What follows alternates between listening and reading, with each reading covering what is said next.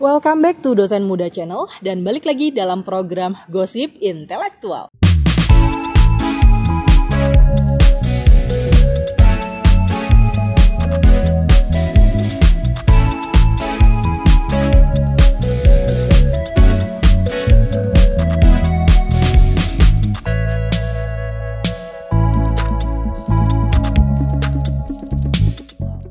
Program Gosip Intelektual adalah salah satu program rutin di Nebeng di Dosen Muda Channel. Kita akan membahas gosip-gosip artis terkini dan kita bahas secara intelek. Dan kali ini artis yang akan kita gosipin adalah sosok artis yang tiba-tiba hadir setelah 2 tahun vakum, yaitu adalah aktor tampan Aliando Syarif. Ya, dia mengaku bahwa dia didiagnosis OCD, Obsessive Compulsive Disorder. Dan kali ini kita akan ngobrol bareng sosok psikolog yang sudah cukup ternama, terutama karena beliau beberapa kali mengikuti atau menjadi seorang psikolog online di beberapa website tertentu. Dia adalah Ibu Dewi Lutfianawati. Halo Ibu. Hai. Oke. Ibu, kita akan bahas nih terkait dengan Aliando Syarif. Mungkin tadi saya sudah sempat gambarkan sosok tampan ini mengaku bahwa dia terserang atau terdiagnosis OCD, ya, Obsessive Compulsive Disorder gitu. Pertanyaannya, apa sih sebenarnya OCD itu? Jadi OCD itu adalah Obsessive Compulsive Disorder. Obsesif itu adalah pikiran yang terus mendorong untuk melakukan sesuatu. Nah, kompulsifnya itu adalah melakukan sesuatunya secara repetitif. Jadi ada dorongan di pikirannya, terus kemudian dia lakukan secara berulang-ulang. Gitu. Oke, jadi dia melakukan kegiatan itu secara berulang-ulang. Ya. Oke. Nah, tadi kan OCD itu dia ternyata dia melakukan kegiatan apapun itu bisa secara berulang-ulang. Dan dia mengaku Mas Aliando ini mengaku bahwa dia terserang OCD ekstrim gitu ya. Apa sebenarnya ada beda nggak sih OCD itu atau ada tingkatannya nggak sih OCD itu, Bu? Ya, benar sekali. Jadi OCD itu ada tingkatannya dari yang rendah, sedang, tinggi. Jadi mungkin yang dimaksud ekstrim itu adalah yang tinggi banget gitu ya. Yeah. Gitu. Oh. Jadi kalau kita lihat di OCD itu jadi maksudnya dia tuh yang benar-benar yang udah parah gitu ya, OCD ekstrim itu gitu. Kalau kemarin dia mengaku bahwa dia tuh kalau misalkan kayak nggak ngapa-ngapain atau dia tidak melakukan apa yang dia inginkan seperti yang disuruh oleh atau diperintahkan oleh otaknya, dia itu kayak nanti takut akan ada yang mati atau apa. Apakah setiap OCD itu orang yang mengalami OCD itu akan mengalami pikiran-pikiran yang seperti itu atau bagaimana?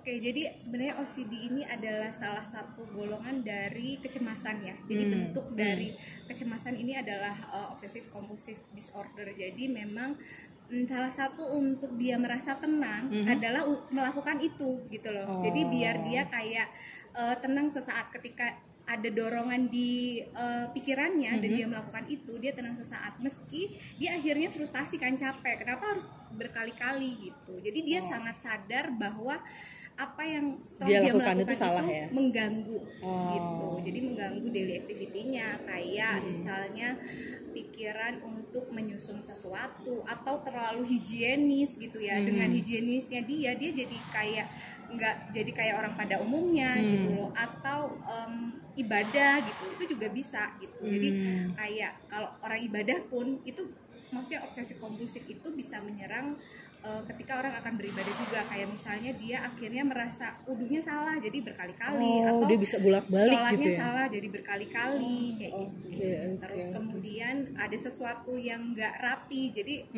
biasanya sih ada beberapa tipenya gitu ya. Oke.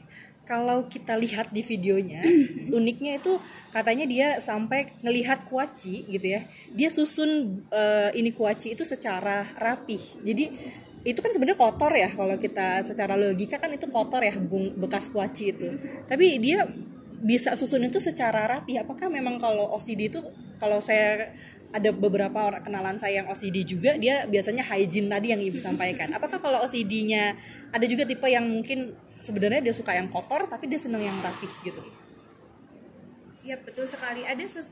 Ada juga yang menunjukkan perilaku yang tadi harus tertata, terus kayak yang parah banget itu sampai misalnya nyusun buku itu harus dari yang tinggi, rendah, berdasarkan warna, gitu-gitu. Jadi ketika itu tidak seperti apa yang sesuai di kepalanya, itu membuat dia frustasi gitu, sehingga dia harus melakukan itu. Meskipun itu kotor ya sebenarnya. Yes. Oke.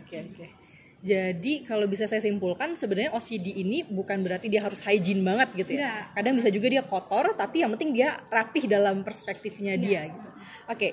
Kemarin juga Mas Aliando ini juga mengaku bahwa OCD-nya dia ini kiriman gitu ya. Jadi seolah-olah bahwa ketika ada rekan yang OCD, sebenarnya kan dia sudah pernah terdiagnosis OCD pada kelas 2 SD gitu. Kemudian kambuh lagi pada umur yang 25 tahun kemarin katanya. Kemudian dia punya teman yang OCD juga. Apakah OCD itu memang bisa menular gitu? Karena bahasa dia adalah OCD itu menular gitu. Jadi seolah-olah dia ditularkan oleh temannya sehingga dia menjadi OCD. Apakah memang bisa menular atau seperti apa?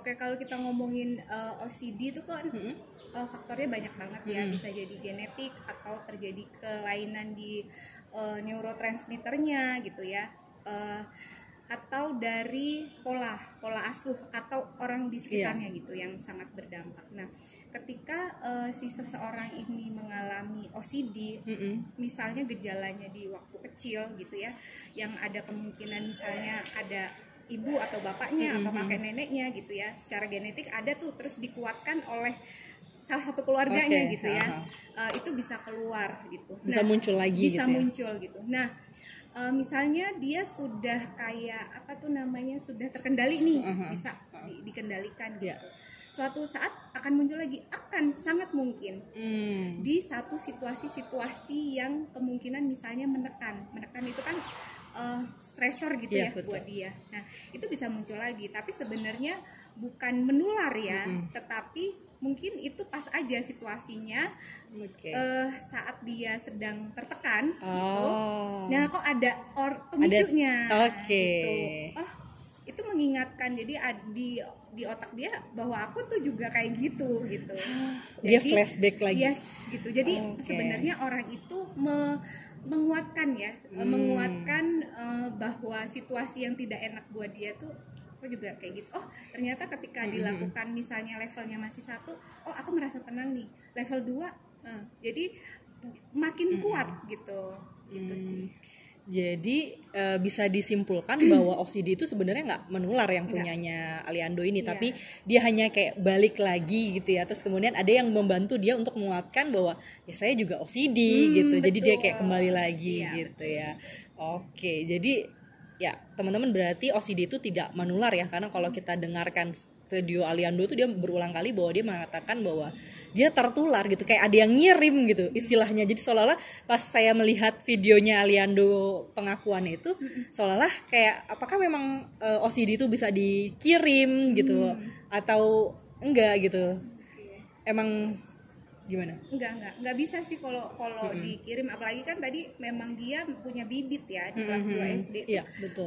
Sudah pernah muncul. Dan saya nggak tahu sih apakah waktu itu dia akhirnya bisa mengontrolnya karena masih gejalanya sedikit, terus kemudian di lingkungannya akhirnya membuat dia terkontrol, atau memang dia melakukan terapi farmako atau terapi psikologis gitu ya, yang kemudian di usia tertentu dia balik lagi. Ya, kita lihat kan kehidupan artis itu memang luar biasa gitu kan, dari tuntutan pekerjaan atau sekarang netizen gitu kan, yang bisa buat kondisi psikisnya memang tidak stabil gitu, maksudnya sangat rentan sekali gitulah. Oke, ya. Dan jadi Aliando ini akhirnya kan dia muncul dan mengatakan bahwa dia telah mengikuti terapi ya, dan dia lebih senang juga dalam kondisi yang sendiri, sepi. Apakah memang sampai sebegitunya ya bahwa OCD itu pengen yang sendirian, karena katanya kalau dengan sendiri itu adalah salah satu bentuk healing dia gitu, jadi dia maunya hanya sendirian aja gitu. Oke, jadi kalau kita ngomongin OCD ya, yang bagian dari kecemasan tadi, kecemasan OCD ini sangat erat kaitannya sama yang namanya depresi gitu. Jadi kayak saudaraan ya kalau saya bilang. Jadi ketika OCD-nya tidak kunjung selesai gitu ya, itu kan capek gitu, capek gitu. Maka si depresi ini akan mudah datang gitu. Jadi orang-orang yang terkena gangguan-gangguan kecemasan, salah satunya OCD ini akan mudah sekali kena depresi. Nah, kemungkinan sih menurut saya kan salah satu ciri depresi adalah menarik diri dari lingkungan gitu. Jadi nah, ada kemungkinan bahwa ya dia nggak sudah nyaman masuk depresi. ya gitu. Jadi emang udah nggak nyaman ketemu orang gitu. Jadi dia lebih nyaman sendiri. Terus kemudian tadi nggak keluar ya karena memang sudah terganggu. Kalau kita udah ngomongin depresi kan daily activity-nya memang terganggu gitu ya, karena itu berpengaruh sekali dengan mood yang menimbulkan energi gitu. Jadi emang jadi nggak kuat ngapa-ngapain gitu, activity-nya jadi terganggu. Jadi sampai satu ketika gitu ya si Aliando ini jadi bisa kayak nggak mandi atau nggak mau ke kamar mandi karena, atau bahkan dia bisa katanya stuck gitu, tangan dia itu stuck gini aja terus. Saya kurang paham ya kenapa dia bisa sampai begitu. Apakah memang kalau udah ekstrim banget yang tingkatannya sudah tinggi gitu, apakah memang sampai mandi pun enggak, atau sampai enggak mau bergerak pun enggak gitu, atau seperti apa? Iya. Jadi balik lagi ya tadi, berarti kalau sebenarnya OCD-nya aja itu nggak mempengaruhi mandi, kecuali memang OCD-nya itu terkait sama kebersihan diri. Biasanya dia mandi akan berulang kali.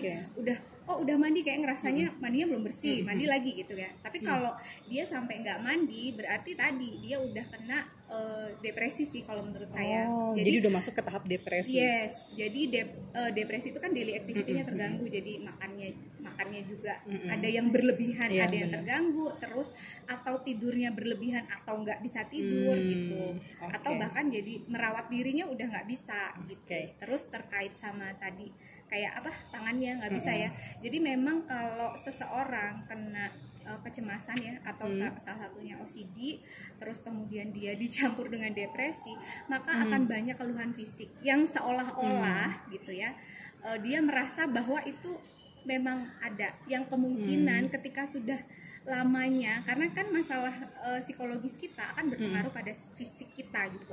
Yang ada kemungkinan bisa jadi kalau dicek memang ada gangguan saraf di situ, bisa jadi juga enggak gitu.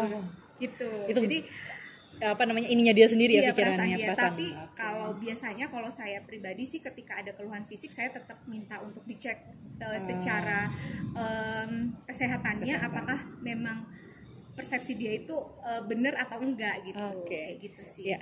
Satu lagi nih, ada jadi Mas Aliando ini mengaku bahwa dia ya tadi ya kayak ada pikiran-pikiran jahat yang ada di dalam otaknya, jadi bisa sampai masuk ke tahap delusi. Apakah OCD itu memang akhirnya menimbulkan delusi, dan nanti apakah kemudian OCD ini kalau lambat atau tidak ditangani secara baik? Karena saya baca juga ya komentar netizen itu yang mengatakan bahwa OCD ini bisa jadi skizofren. Apakah memang sampai separah itu gitu? Kalau skizofren kan berarti sudah gila gitu ya. Apakah bisa sampai separah itu? Jadi kalau ini kan, kalau udah si OCD ini kan tadi ya, kalau dugaan saya depresi. Nah, kondisi-kondisi ini menimbulkan seseorang psikosis tadi ya, sebutannya psikosis karena adanya delusi, merasa kayak berisik kayak gitu-gitu gitu. Yang kalau dibiarin ya memang ada indikasi ke sana gitu. Yang nanti makin keyakinannya terhadap sesuatu itu makin kuat gitu, bahwa dia meyakini itu tuh benar gitu. Nah, kalau udah seperti itu berarti kan ada yang di otak kita secara hormon, baik fungsi otak itu kan memang sudah tidak stabil. Makanya kalau sudah ada hal seperti itu, baiknya sih farmako ya gitu juga gitu. Jadi pakai obat ya? Ya, nggak hanya nggak hanya terapi psikologis aja gitu. Jadi memang kalau bisa saya simpulkan bahwa sebenarnya OCD ini benar ya kata netizen, bisa jadi skizofren atau gila ya, orang gila ya. Kalau teman-teman paham dengan skizofren, itu adalah orang gila kalau tidak ditangani secara tepat gitu ya. Berarti komentar netizen itu kurang lebih ada indikasi ke sana gitu ya, benar ya? Tapi tapi kayak harus ada tadi, nggak cuman OCD aja. Oh. Jadi teman-teman nggak usah takut juga gitu Oh, ya, gitu. bahwa kalau OCD. langsung skizo gitu, enggak juga gitu. Gitu Oke, sih. oke. Karena ada tadi yang udah terlalu lama, terus kemudian depresi. Nah, depresinya juga udah mulai ngerembet nih, atau memang ada genetik yang tadi gitu. Memang ada genetik yang kita nggak tahu ya, misalnya kakek nenek yang kayak udah nggak kena urutannya gitu loh, atau buyut yang memang menurunkan genetik tadi psikosis, atau yang nanti berarah pada skizo gitu. Jadi nggak semua, saya bilang bahwa OCD menyebabkan skizo, enggak juga. Tidak, belum tentu belum ya. tentu. Oke. Gitu. Dan OCD balik lagi tergantung nih tingkatannya. Oke.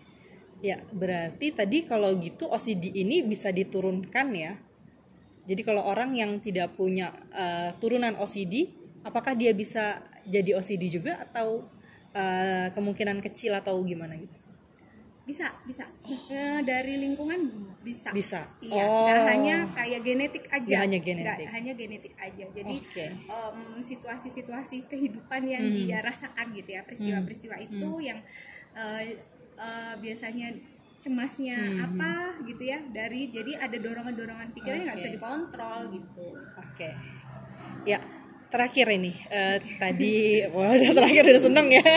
Tadi terakhir ada statementnya Aliando juga, dia mengatakan bahwa jadi dia bisa balik lagi, dan kemudian dia muncul live Instagram dengan mengatakan bahwa ini adalah bagian dari proses healing, dan dia mengatakan dia masuk ke dalam twist gitu ya, balik gitu, tiba-tiba dia sadar bahwa ini sebenarnya keliru, atau memang sebenarnya OCD itu, orang yang mengalami OCD itu sebenarnya paham atau sadar bahwa apa yang dia lakukan itu mungkin sebenarnya keliru, tapi dia sulit untuk ini, atau seperti apa?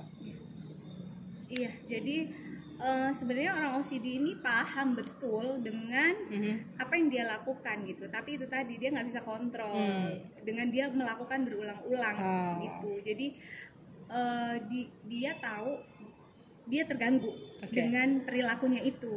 Nggak harusnya aku melakukan ini kok gitu. Tapi setelah dia melakukan itu gitu loh.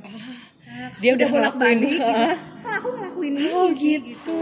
Ini pikirannya terus muncul mendorong untuk dia melakukan itu. Iya, betul gitu. Jadi ya karena dia terganggu gitu. Jadi dia sadar kalau dia terganggu dengan kondisi itu.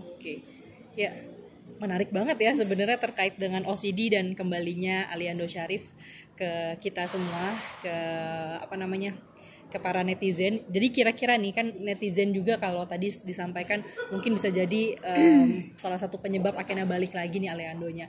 Apa sih sebenarnya mungkin saran buat netizen agar Aliando ini jangan, kalau bisa ya kita berharap Aliando tidak kembali untuk menjadi OCD, atau paling tidak sembuh ya, bisa sembuh ya berarti ya. Bisa sembuh, bisa kemudian terkontrol. Bisa terkontrol, tapi sembuh tidak bisa ya. Kalau ada situasi yang tidak nyaman, ya bisa kambuh gitu. Meskipun tidak, kan akhirnya ketika dia terapi gitu kan diajarin ya caranya, dia nggak akan relapse ya bahasanya. Sebenarnya apapun yang terkait dengan mental gitu, dia bisa yang namanya tuh relapse, kayak someday gitu kambuh. Cuman ketika dia udah tahu nih caranya kemarin gimana, sehingga nggak akan separah itu. Kalau sarannya tadi yang untuk netizen mungkin harus seperti apa supaya ya kita kurangin dan kita bantu untuk Aliando Syarif agar terkontrol lebih? Sebenarnya kalau untuk sarannya buat netizen ya, kalau ngetik jangan sembarangan gitu ya, maksudnya ya disupport aja bahwa semuanya akan lebih baik, semuanya akan menjadi seperti semula gitu sih. Jadi mungkin nggak untuk kayak tanda petik nakut-nakutin gitu-gitu, atau menjudge hal tertentu gitu, karena ini kan balik lagi ya, induknya si OCD ini kan kecemasan. Jadi ya dengan membaca hal-hal yang buruk itu kayak recall memori, membuat dia jadi stres lagi. Baik, terima kasih banyak Bu Dewi atas kehadirannya di channel kita Dosen Muda. Dan sekian untuk program Gosip Intelektual. Jadi kita bisa kasih kesimpulan bahwa satu, OCD itu tidak menular ya, tidak seperti yang ini, tidak menular, dan kemudian OCD itu sebenarnya bisa terkontrol, dan kita akan support Aliando Syarif untuk tidak kembali relapse OCD-nya gitu ya, atau tidak ini ya, kita support bareng-bareng Aliando Syarif, aktor tampan ini, supaya kembali lagi juga untuk adu aktingnya lagi, dan mudah-mudahan segera selesai untuk terapinya. Sekian dari saya, terima kasih. Assalamualaikum warahmatullahi wabarakatuh.